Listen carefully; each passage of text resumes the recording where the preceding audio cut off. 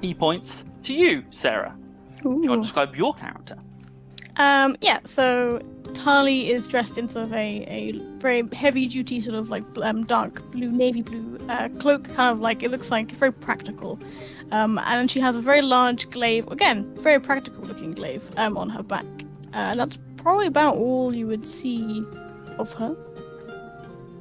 Her hood is up, yeah. Yeah. Any indication of how old she is? Or is it all obscured by the she's fairly, I'll say she's fairly young, like 22, 24-ish. Yeah. Okay. And I think in height and appearance she appears human, doesn't she? Yeah, she's fairly tall, a bit like kind of quite tall for a human, but yeah. Okay. So Bachard welcomes you into the back room with him as well. Again, she will, on her way to the interview room, she will sort of say something in Celestial, just under her breath, and cast Thaumaturgy. Okay. Interesting. So he takes you into this other room, and again you see this sort of large dining room table, a chair on either side, the same painting, and he sits you down. I would like you to roll me a d8, please. Yes, I can do that. A 7. 7. Okay. Mm-hmm. So you sit down like, right. And again, you see that kind of the whole table laid out with all these books and notes. And you see there's a piece of paper he's moved to the side with some notes written on it, which you assume might have been about Christina. Right, I'll keep this brief. I'm going to ask you 2 questions today. First of all, I want you to explain to me what skills you can bring to Smaller Mai. So she kind of before she answers, she'll take her hood down, and he'll see she has very long white hair, like white silverish hair, and she has just sort of brown eyes. Yeah, she kind of sits for a minute and thinks. Well, you may have noticed I have a glaive. I have. So, yeah. I've pretty. I'm a good all-rounder, I can do a little bit of everything. Bit of healing, bit of fighting. Yeah, I mean, I follow one of the spirits, so I have, divine protection, if you like. Which is quite useful. Means I don't tend to, not gonna die because I'll be protected.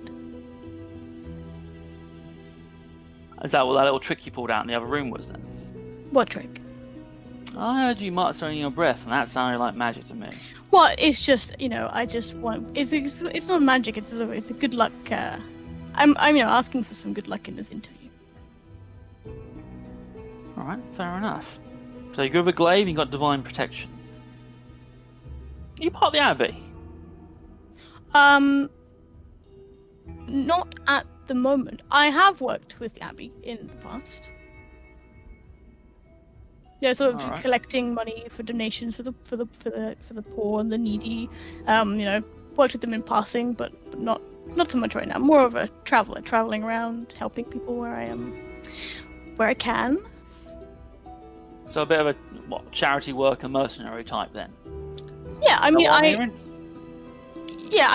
small and mighty, right? Stands for helping the people who can't help themselves. I have devoted my life to doing that.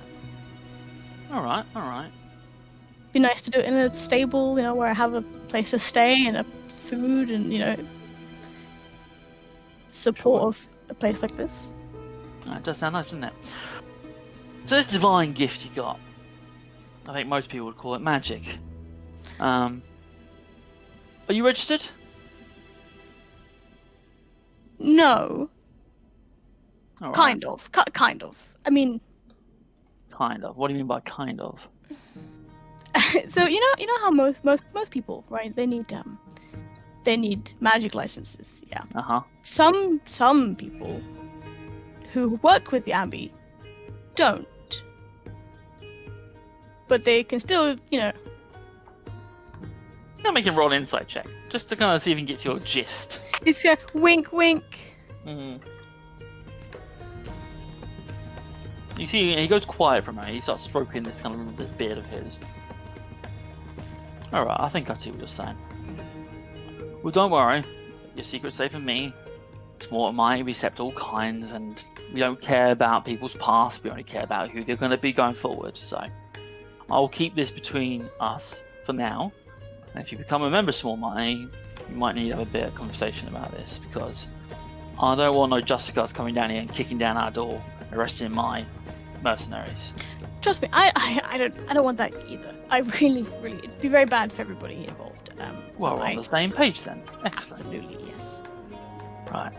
Just a quick. I do have a quick, request. If I am successful, if I could have we have lodgings. You have like an attic room or like a kind of room a little out the way. Just if that would be my personal preference. Yeah, this pub was designed to be a base for the original Small Mighty, so there are several rooms. One of them is an attic. It's not in the best shape currently, but that's fine. It doesn't need to be. But yes, there is an attic available should you be successful. That does bring me on to my second question. You see, he peers over to his book again. What's your passive perception? 15. 15. Okay, so you see the book he's reading from is an open copy. You can see right down the spine the name, which is called it says "Running Your First Interview" by Dummy Dorwin. I see. And he glances at it and he just reads something from it and goes, "What was the last gift you gave someone?"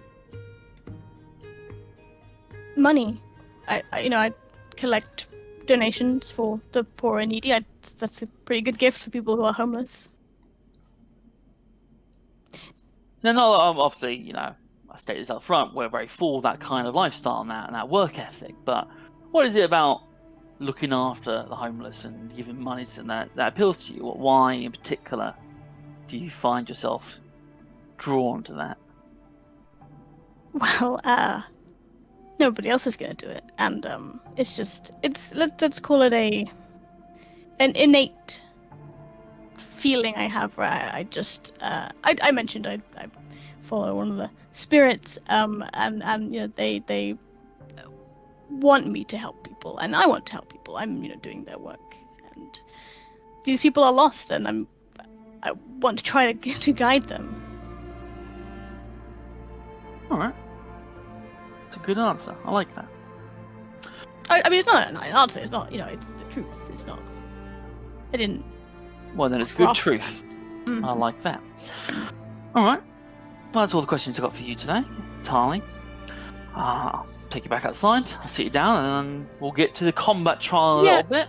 You mentioned combat trial. I did. Could you elaborate a little bit for me?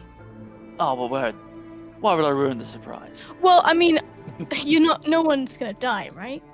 Oh, I hope not. I'm not really about for that. We certainly don't want anyone to die. And it would be in your best interest to try and prevent that.